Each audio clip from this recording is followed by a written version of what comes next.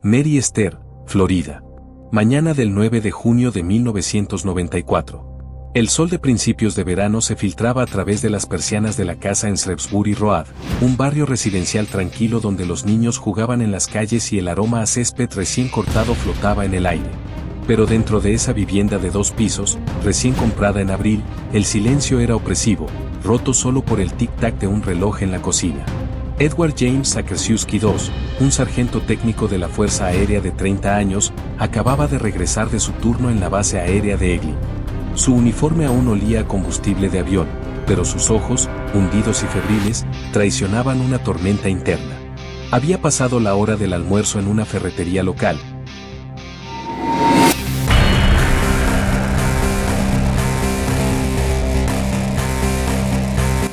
Un caso que nos recuerda que la fama puede ser un regalo, pero también una carga.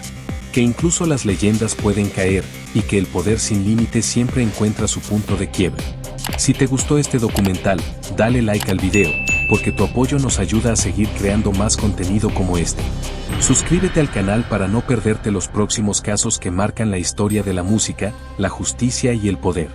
Y si quieres que más personas conozcan esta historia, compártelo con tus amigos y deja tu opinión en los comentarios. Tu voz también forma parte de este análisis. Comprando un machete de 30 centímetros con hoja afilada, envuelto en papel marrón como si fuera un secreto mundano. Nadie lo sabía entonces, pero ese utensilismo se convertiría en el arma de un acto que destrozaría 3 vidas y marcaría el comienzo de un juicio que expondría las grietas de un matrimonio en ruinas.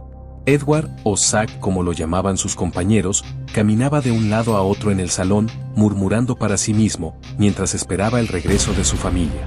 El teléfono había sonado esa mañana en su oficina. Su hijo de 7 años, Edward III, al que todos llamaban Kim, con voz infantil pero cargada de gravedad, le había dicho: «Papá, mamá quiere el divorcio». Esas palabras, inocentes en boca de un niño, fueron el detonante. Sakersiewski colgó, sintió un nudo en el estómago, y decidió que no permitiría que su mundo se desmoronara. En cambio, lo haría pedazos él mismo.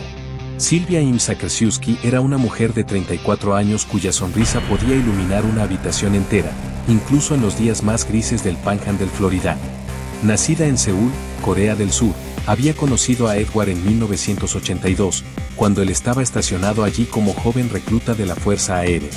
Ella trabajaba en una base estadounidense, sirviendo café y sueños de una vida mejor más allá de las fronteras de su país.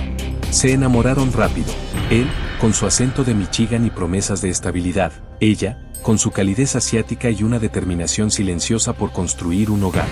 Se casaron en 1986, y Sylvia dejó atrás a su familia para seguirlo a Montana, luego a Corea de nuevo, y finalmente a Florida en 1992. Cambió su nombre a Sylvia para encajar, pero nunca perdió ese acento suave que hacía que sus palabras sonaran como una canción. Era ama de casa devota, pero con un espíritu independiente. Leía novelas románticas en inglés torpe, cocinaba kimchi para las cenas familiares y soñaba con volver a casa algún día con sus hijos. Kim, de 7 años, era un niño curioso con el cabello oscuro heredado de su madre y la energía inagotable de un piloto en miniatura. Jugaba con modelos de aviones y preguntaba sin parar sobre las estrellas. Anna, de 5, era la luz de la casa, rizos rubios, ojos grandes y una risa que llenaba el pasillo con ecos alegres. Mi princesita, la llamaba Sylvia, mientras le trenzaba el pelo antes de la escuela. Pero detrás de las fotos familiares, el matrimonio se deshilachaba. Edward controlaba las finanzas, revisaba las cartas de Sylvia a su familia en Corea, y explotaba en discusiones por nimiedades. «Si me dejas, no lo permitiré», le había dicho una vez, según amigos que testificarían años después. Sylvia, cansada de los celos y las ausencias por trabajo, había decidido, el divorcio era su salida, y se llevaría a los niños de vuelta a Seúl, donde su familia los esperaría con brazos abiertos. El conflicto no surgió de la nada, era una olla a presión que bullía desde hacía meses.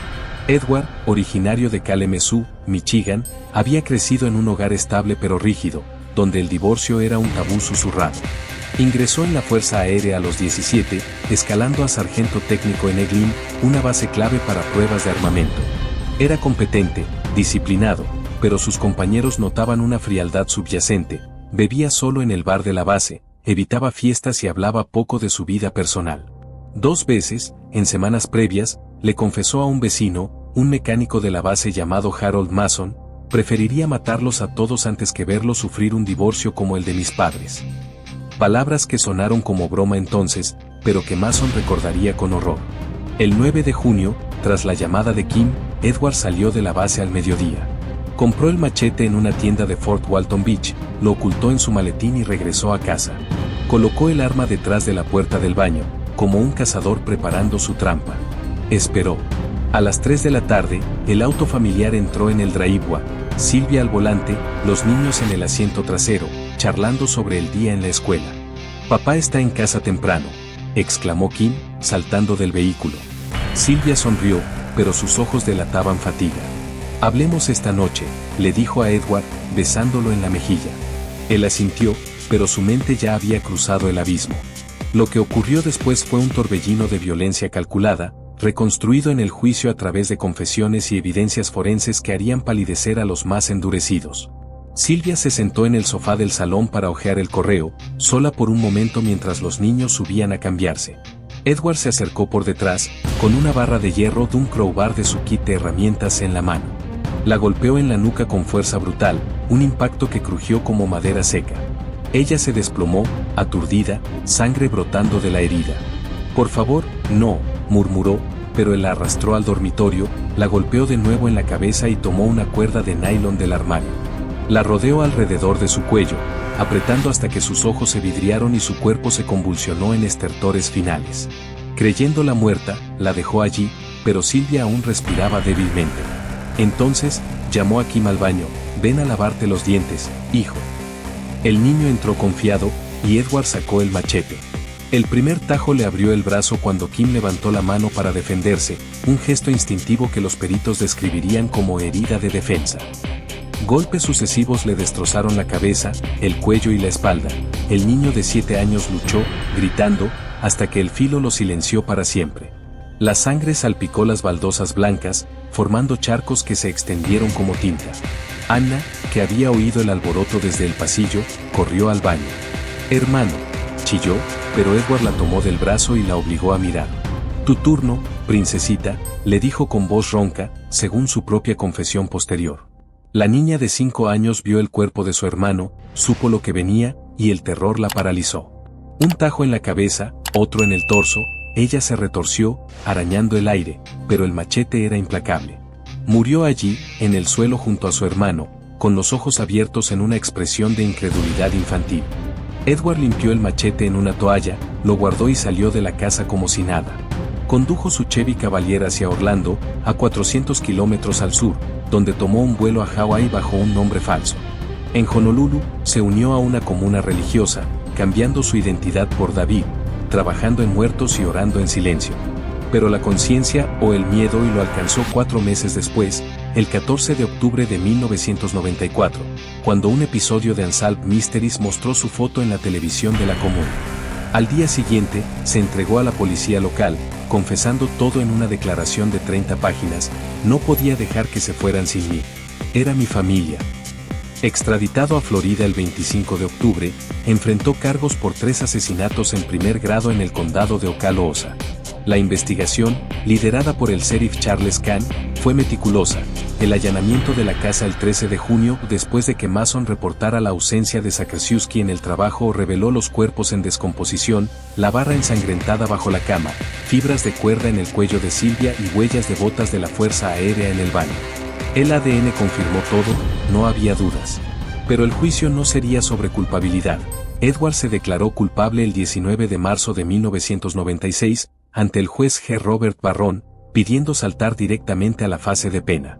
«Quiero que el mundo sepa lo que hice», dijo, con voz temblorosa pero ojos fijos. Eso dejó el veredicto en manos de un jurado de 12, que deliberaría sobre si merecía vida o muerte. El juicio oral y público se abrió el 25 de marzo de 1996 en el Tribunal del Condado de Okaloosa, una sala de madera oscura donde el aire acondicionado zumbaba como un enjambre nervioso. El fiscal Bobby Elmore, un veterano de 50 años con corbata floja y mirada de acero, presentó el caso no como un arrebato, sino como un plan frío. Este hombre no enloqueció, calculó cada golpe, cada corte, para eliminar lo que no podía controlar, declaró en su apertura, proyectando fotos de la escena. charcos de sangre seca, el machete oxidado, las heridas defensivas en las manos pequeñas de Kim y Anna. Elmore llamó a 30 testigos en 10 días. Mason, el vecino, relató las amenazas previas con voz quebrada, dijo que mataría a su familia antes que un divorcio. Pensé que era machismo, no una profecía. Peritos forenses de la oficina del médico del condado de Okaloosa detallaron las autopsias. Silvia con fracturas craneales múltiples y asfixia por estrangulamiento, cuerdas incrustadas en la piel, Kim con tajos profundos en el cráneo que penetraron hasta la médula, y heridas en el brazo que mostraban su lucha desesperada, Anna con cortes transversales en el cuello, como si su padre hubiera serruchado para asegurarse. Fue Hannes, atrocious y cruel, enfatizó la patóloga, citando el estatuto floridano para agravantes. El experto en balística confirmó que el machete, comprado ese día, encajaba en las heridas, no había arma de fuego, solo brutalidad manual. Amigos de Silvia, como una vecina coreana llamada Ji-yeon, testificaron sobre los abusos, llegaba con moretones, decía que era un accidente. Quería divorciarse para proteger a los niños. Elmore pintó a Edward como un depredador. Su servicio en la Fuerza Aérea no era atenuante, sino contexto para su disciplina letal. La defensa, liderada por los asistentes públicos Isaac Coran y Elton Killiam, optó por una estrategia de mitigación humana, no negación. Edward no es un monstruo, es un hombre roto por el estrés y la pérdida, argumentó Coran en su apertura, un abogado joven con traje gris que apelaba a la empatía del jurado, 6 hombres, 6 mujeres, todos locales de clase media. Llamaron a 15 testigos. Compañeros de la base describieron a Sakersiewski como soldado modelo, pero solitario, con posibles traumas de su despliegue en Corea. Un psicólogo forense, el Dr. Alan Goldberg, testificó sobre trastorno de estrés postraumático. Sus lecturas de Nietzsche tenían notas sobre el superhombre, indican una crisis existencial, no maldad pura. La madre de Edward, de Kalemazoo, lloró en el estrado, era un buen chico, criado en fe católica. El divorcio lo destrozó. Él mismo tomó el stand el 5º día, confesando con detalles gráficos, vi la sangre en las manos de Kim, y algo en mí se apagó. Para Anna, le dije que era un juego, pero ella gritó. Pidió perdón, citando su conversión en la cárcel, leí la Biblia, encontré a Dios. Rueguen por mi alma. Pero el jurado vio hipocresía, sus notas carcelarias, introducidas por Elmore, mostraban citas de filósofos nihilistas junto a salmos, un collage perturbador. Coran alegó mitigantes, falta de historial criminal previo, influencia del alcohol había bebido esa mañana, y el vínculo familiar como pretense de justificación moral. Pero Elmore contraatacó, dijo que los mató para salvarlos del divorcio. Eso no es amor, es posesión asesina. Las deliberaciones comenzaron el 31 de marzo de 1996, tras 8 días de testimonios que dejaron la sala en un silencio pesado. El jurado, secuestrado en un hotel local para evitar filtraciones, el caso ya era noticia en el Northwest Florida Daily News, debatió durante 14 horas en una habitación con mesas redondas y café aguado. Fuentes anónimas post-juicio revelaron tensiones. ¿Pesaba más el servicio militar o la premeditación? ¿Era Anna, la menor, un caso aparte? La jueza interina, una secretaria de 50 años llamada Margaret Ale, emergió pálida a las 10 de la noche. Hemos votado, dijo al juez Barrón. Para Silvia, 7-5 por muerte. Para Kim, 7-5 por muerte. Para Anna, 6-6, empate. El jurado recomendó vida para la niña, un atisbo de misericordia en el horror. Barrón, un juez de 60 con reputación de rigor, tomó nota, pero su rostro no delataba nada. La recomendación es consultiva, recordó a la sala al día siguiente, 1 de abril. El veredicto de culpabilidad era unánime por el plea, pero la pena pendía de su decisión. Elmore pidió 3 muertes, 3 vidas inocentes reclaman justicia absoluta. La defensa suplicó vida, un veterano roto merece redención. Barrón se retiró a deliberar solo, revisando expedientes hasta la medianoche. El 19 de abril de 1996, la sala se llenó hasta rebosar, familiares de Silvia volados desde Corea, compañeros de la base, reporteros con blogs. Barrón entró a las 9, mazo en mano. Edward James Sakersiewski II, levántese, ordenó. Él se puso de pie, esposado, con uniforme naranja que contrastaba su palidez. Para Silvia, muerte, un caso que nos recuerda que la fama puede ser un regalo, pero también una carga. que incluso las leyendas pueden caer, y que el poder sin límites siempre encuentra su punto de quiebre. Si te gustó este documental, dale like al video, porque tu apoyo nos ayuda a seguir creando más contenido como este. Suscríbete al canal para no perderte los próximos casos que marcan la historia de la música, la justicia y el poder. Y si quieres que más personas conozcan esta historia, compártelo con tus amigos y deja tu opinión en los comentarios. Tu voz también forma parte de este análisis. Por Colt, Cal Celatit Premeditation. Para Kim, muerte, Hannes y cruel. Para Anna, over ahí de la recomendación del jurado. Norris Enebel Person Cole Differ, la obligó a ver el cuerpo de su hermano, sabiendo su terror. Este tribunal no imagina una muerte más atroz. 3 sentencias de muerte por inyección letal, concurrentes. Edward no se inmutó, solo bajó la cabeza. Lo siento, murmuró. Afuera, la familia de Silvia sollozó. Mason, el vecino, declaró, justicia, al fin.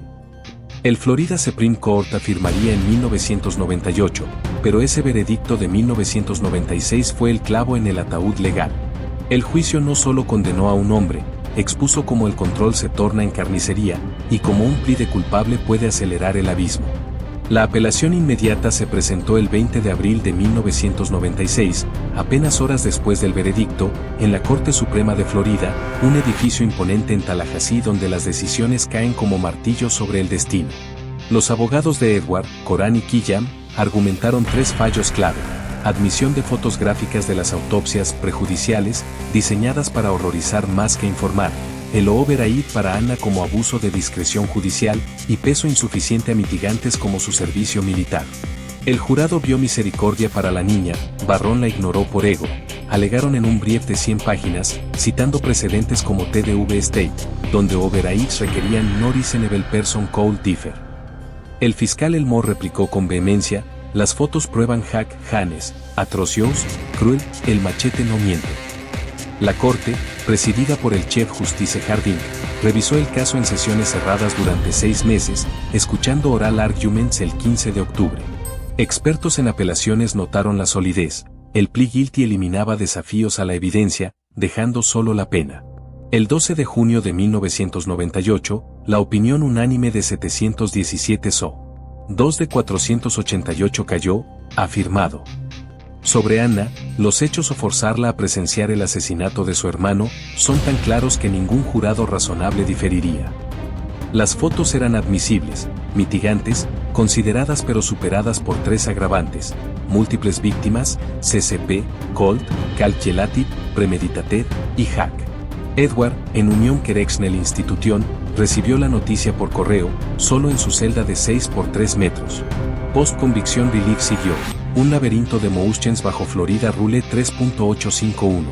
En 1999, Edward presentó su primera, Ineffective Assistance of Counsel, alegando que Coran no investigó traumas de infancia, abuso verbal del padre en Michigan ni su conversión religiosa plena. Un hearing en Ocala en 2001, ante Barron de nuevo, duró 3 días. Testigos nuevos. Un primo de Edward describió golpizas infantiles, un capellán carcelario, su renacimiento en Cristo. Pero Elmore, ahora fiscal senior, desmontó, convirtió en la cárcel para manipular, sus notas de Nietzsche contradicen. Barron denegó el 15 de mayo de 2002, consejo efectivo, mitigantes ya presentados. Apelación a la Suprema, denegada en 2003. Federal habeas en el Distrito Norte de Florida, 2004, bajo 28 USC párrafo 2254, claims procedurally defaulted. La 11ª Circuito afirmó en 2006, 455 F3 de 1254, no prejudice, sentences proporcionales. Edward rotó abogados. En 2008, un equipo de la ACLU alegó cambio en Hearst v. Florida 2016, requiriendo unanimidad en jury para DEAT, pero la Corte rechazó retroactividad en 2017. Hearst, un terremoto legal de 2016 donde la Suprema de Estados Unidos invalidó over-aid sin unanimidad, dio esperanza. Edwards motion en 2017, mi jury fue 7-5 y 6-6, bajo Hearst, no DEAT. Pero Florida modificó su estatuto en 2017, exigiendo unanimidad solo prospectively, retroactivo denegado en ACIV State. La Suprema afirmó en 2018, sentences final preust, no aplica. Otro golpe. En 2019, claim de Intellectual Disability bajo Muru v. Texas, alegando IQ de 75 y problemas de aprendizaje en la Fuerza Aérea. Hearing con neuropsicólogo, borderline functioning, agravado por PTSD. Pero peritos estatales contra manipulador no discapacitado. Denegado en 2020. Pandemia retrasó más, COVID motions en 2021 por acceso a récords. Y así concluye esta historia que ha mantenido al mundo entero en vivo. Un caso que nos recuerda que la fama puede ser un regalo, pero también una carga. Que incluso las leyendas pueden caer, y que el poder sin límites siempre encuentra su punto de quiebre. Si te gustó este documental, dale like al video, porque tu apoyo nos ayuda a seguir creando más contenido como este. Suscríbete al canal para no perderte los próximos casos que marcan la historia de la música, la justicia y el poder. Y si quieres que más personas conozcan esta historia, compártelo con tus amigos y deja tu opinión en los comentarios. Tu voz también forma parte de este análisis.